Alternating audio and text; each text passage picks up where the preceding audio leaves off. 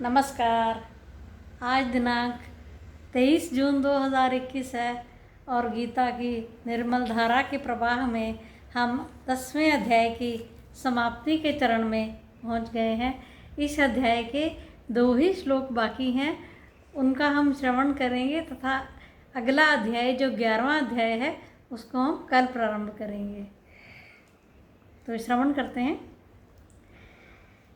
भगवान कहते हैं अपनी विभूतियाँ का वर्णन करते हुए, यद यद विभूतिमत्सत्वं श्रीमदूर्जितमेव वा तत्तदेवागच्छत्वं मम तेजो अंश संभवम्।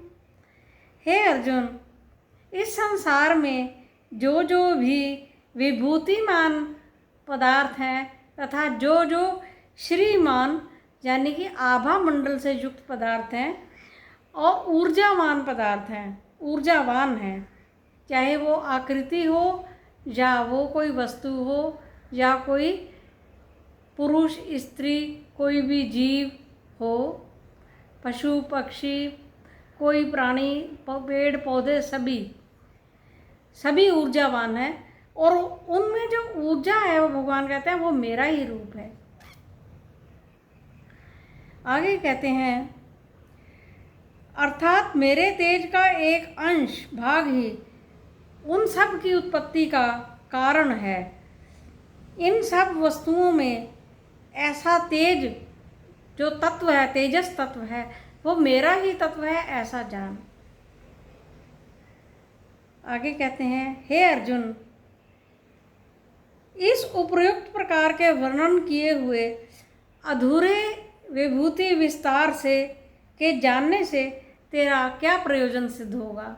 अभी भी भगवान के जो कह रहे हैं कि ये अभी मैंने अधूरा बताया विभूति ज्ञान, अभी मेरी विभूतियाँ इससे और कई गुना अनंत विस्तार रखती हैं, लेकिन यह संपूर्णता से कहा जाने वाला अभिप्राय ही सुन ले कि समस्त भूत परमेश्वर उसी परमेश्वर के अंश हैं और वो परमेश्वर मैं ही हूँ।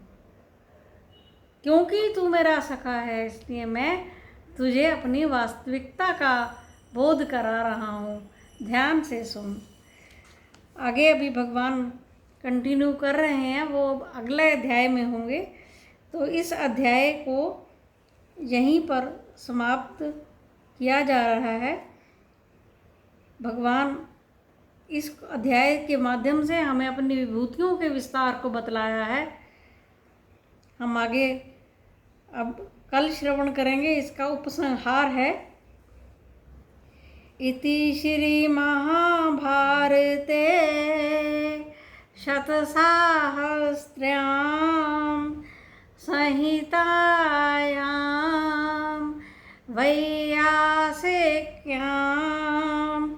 भीष्मपर्वणि श्रीमद्भगवद्गीतासूपनिषत्सु ब्रह्मविद्यायां योगशास्त्रे श्रीकृष्णार्जुनसंवादे विभूतियोगो नाम 10मोऽध्यायः।